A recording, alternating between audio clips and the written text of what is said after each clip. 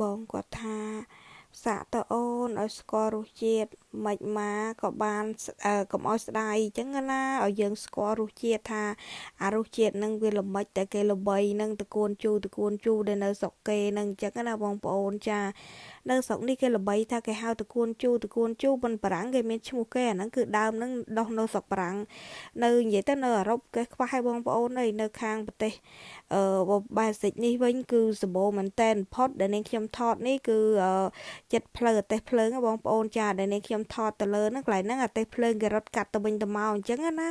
ហើយដោយសារតែនាងខ្ញុំដឹងហ្នឹងគឺគ្រួសារនាងខ្ញុំគាត់ប្រាប់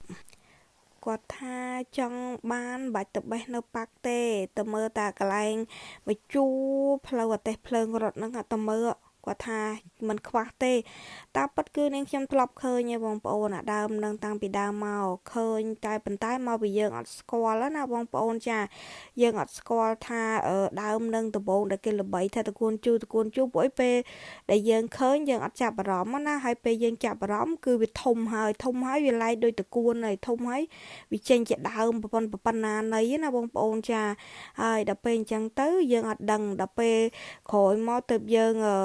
ដើរមើលយើងចាប់អារម្មណ៍ហើយយើងយករូបថតយកអីយកមកដាក់ចិត្តគ្នាទៅយើងស្គាល់ថាហ្នឹងគេហៅថាល្បីថាតកួនជូអញ្ចឹងទៅនៅស្រុកគេអញ្ចឹងទៅអ្នកនៅខាងអឺរ៉ុបនេះមានអ្នកគាត់ហ៊ានក៏គាត់ញ៉ាំទៅដូចនាងខ្ញុំអត់តន់ទេបងប្អូនអត់តន់ហ៊ានបានញ៉ាំទេបងប្អូនដែលគាត់នៅស្រុកគេនេះភាគច្រើនដើមនេះគឺភាគច្រើនគឺដុះនៅខាងស្រុកគេនេះឯងបងប្អូនចាអញ្ចឹងបងប្អូនធ្លាប់ញ៉ាំហើយរសជាតិមិនហើយញ៉ាំថាប្រកាសជាញ៉ាំបានអីបានចាំបងប្អូនជួយខមមិននៅក្នុងវីដេអូនាងខ្ញុំម្នាក់មួយផងហើយយកទៅធ្វើអីឆ្ងាញ់ចាំបងប្អូនជួយប្រាប់នាងខ្ញុំផងពួកអីនាងខ្ញុំនេះទឹមតានិយាយទៅគឺបានថតបានកាត់យកមកផ្ទះឲ្យបងប្អូនចាបានទាំងបេះបានទាំងអីយកមកផ្ទះមកហើយក៏ប៉ុន្តែ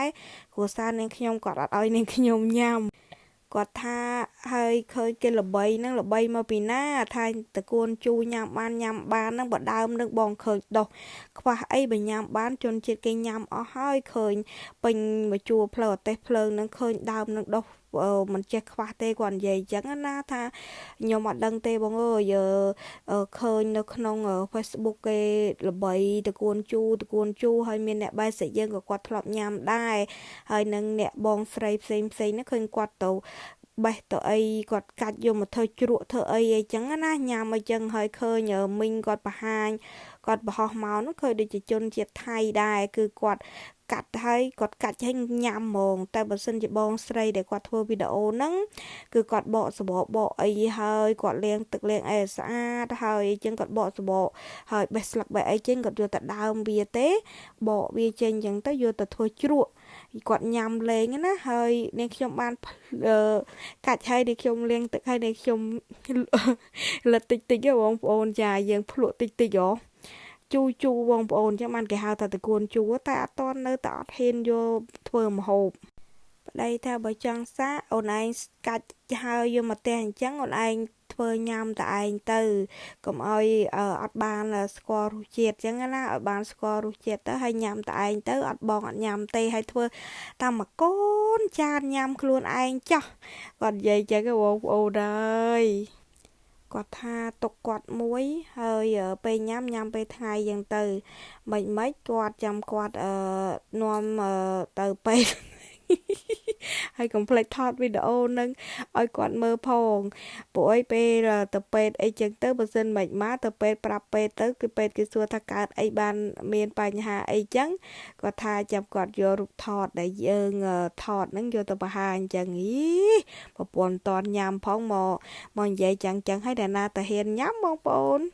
បើសម្រាប់ដើមហ្នឹងបងប្អូនគេអត់សូវយកទៅដាំនៅក្បែរផ្ទះភាគច្រើនគឺយកដាំនៅចិត្តផ្លូវផ្ទះភ្លើងនឹងឯងដោយសារតែអី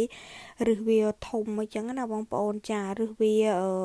ខ្លាំងណាស់ឫសវាគឺចាក់ ហើយវាដុះកើតកូនកើតចៅអញ្ចឹងណាដូចជាជីថ្មត្រីអញ្ចឹងគឺវារៀលពេញដូចជីថ្មត្រីអញ្ចឹងបងប្អូនចាហ្នឹងបើតាមតានេះខ្ញុំ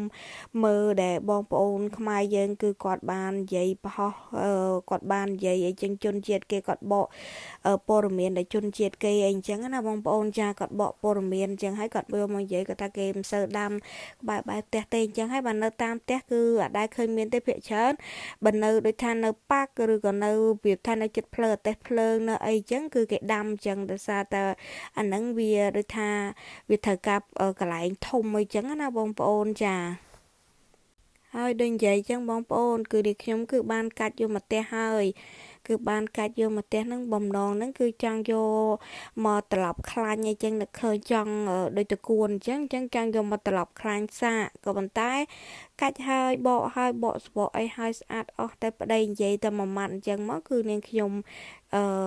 បកហើយអីហើយគឺនាងខ្ញុំទុកវិញអញ្ចឹងទៅបងប្អូនចា